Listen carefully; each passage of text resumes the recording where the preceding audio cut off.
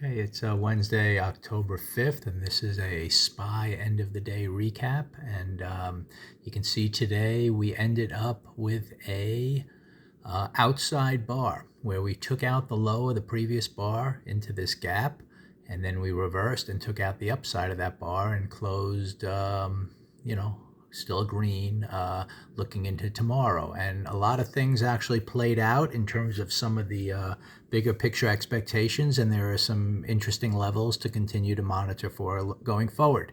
So let's first look at today, because it falls in line with what I was discussing in the pre-open video, where I talked about how on the daily chart we are biased a little bit possibly to fill in this gap on the downside, and yet on the weekly chart my overall view is we're heading up to fill this what's called a fair value gap in between the low of this bar and high of this bar up here at this green line. So I'm still looking for price to head up there.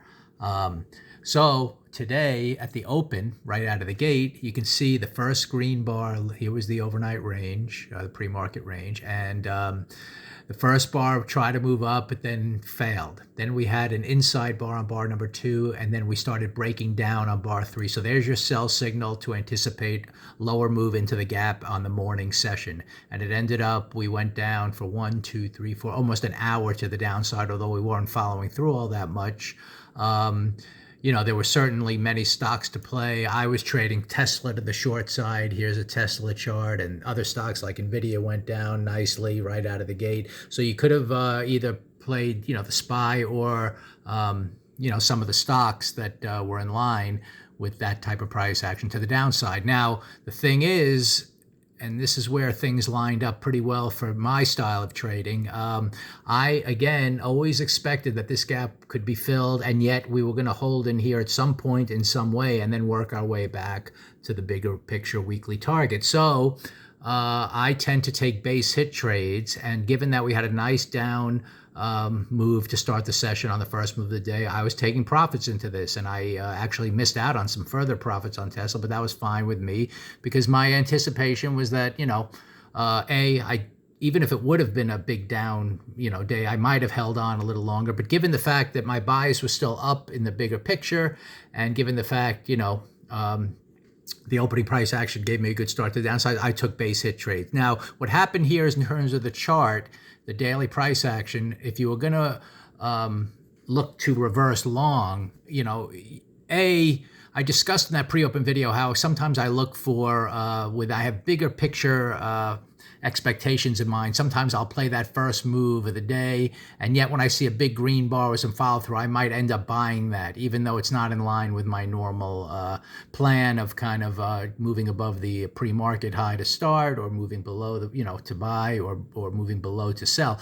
But so let's just say you didn't buy this as a very aggressive attempt, even though you could have had a very tight stop, anywhere in the midway point of that bar or below the low. But anyway, you're in that gap, so it's possible that you could be starting up, and especially because you were pausing for an hour. But anyway, given that, once you came up here on this big green bar and you were close to attacking the intraday high, I often talk about how at that point, that becomes kind of a liquidity run on the very short run. Also, you had these overnight highs. So once this green bar came up to above the midpoint of the first bar, I've made many videos, whether up or down, showing once you get that reversal and you're going to attack that, intraday high, and the odds are in place that all of a sudden the first 4 or 5 bars could have been the low of the day, then you could start buying in here, looking to take that out. And once you took that out, you had the chain reaction of the 2-day failure of the downside. In other words, you take out the low of the previous bar, you move to the halfway point of that bar, that then projects to the high of that bar. So there was a good opportunity, to buy this aggressively in here, take out this area. At that point, you set up a trigger to take the halfway point to the prior day out and move and have a target to the top of, you ended up having, then you had also one pullback if you wanted to buy that, and then move to the target, which was the high of yesterday. And then we sell off a little bit at the end. Now, what's interesting here going forward, just to look at it, I still have that target here, to fill in this weekly gap or fair value gap up here at the green line. What did happen though on this move up to take out the high, which was today's target, you also hit this next target here on the daily chart. So is it possible, I'm throwing this out as a question, that you're broadening out here and this line, this megaphone becomes more like this, and now you can start down again?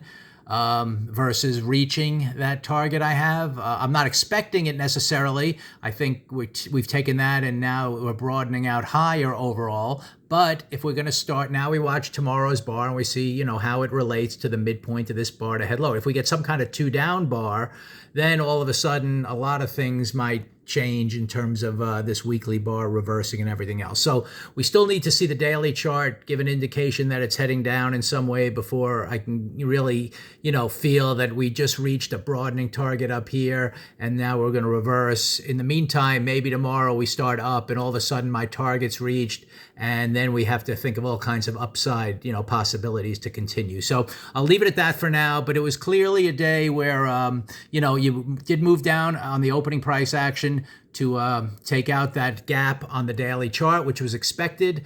We didn't necessarily fill it, so that's another thing I'm keeping in mind. That's why I still am wondering, is that just a broadening action that can start lower to maybe fill this and then get more of a classic 2 down, 2 up move to get up there? You never know. And today I didn't know either. So the bottom line was, opening price action gave you a good gains in the morning for that first move of the day. Once at that point, if you were short in here and wanted to hold on, once you reach the midpoint of this red bar or the midpoint of the first bar, you got to get stopped out. If let's say you went short right here, to me, after all this time, I would have broken even at the worst. Once you saw it come up here, it was pretty high probability you were going to take out the highs of the day and the pre-market highs, which then was the chain reaction to get the 2 up reversal, 2 down failure, 2 up reversal to take out the high of yesterday. So it was kind of easy to trade that to the upside all afternoon once you saw that as well. So let's see what happens tomorrow. Again, I'm still biased to fill this weekly gap, and this weekly chart is still looking really nice in terms of green, which could mean if we have 2 days to go, if this closes nice green, you'd expect follow through higher next week, and you have that target. So there's a whole bunch of upside still in play that I still think is the bias at the moment,